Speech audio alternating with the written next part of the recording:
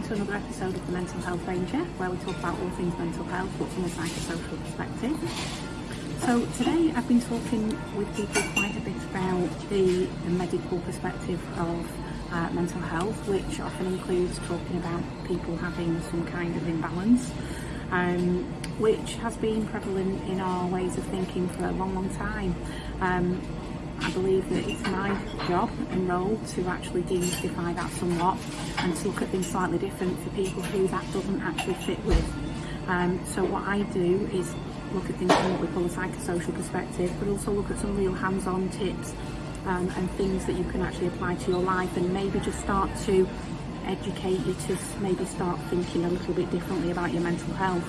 Because while other people are believing that they have some kind of disease, or something that you can catch, that it's something wrong with your brain, then it's not very empowering.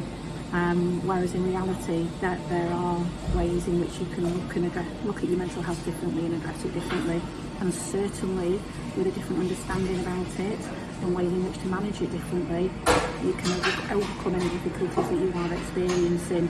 And I often say to a lot of my clients, everything is temporary. So no matter what you're experiencing at the moment, all emotions are temporary, good and bad. Situations are temporary, good and bad.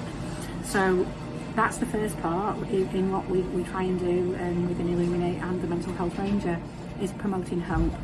And I believe one of the most debilitating beliefs or feelings, or however you want to look at it, that people have is around a lack of hope.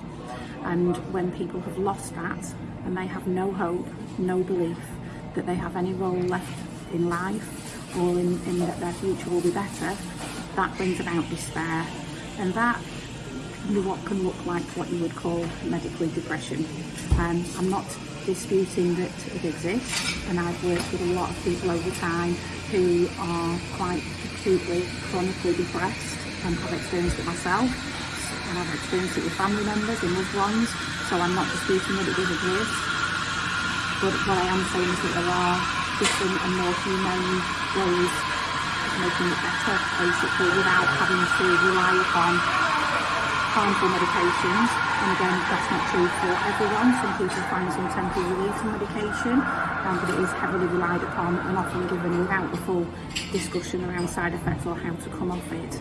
So that is the main focus of my work and what I've looked at.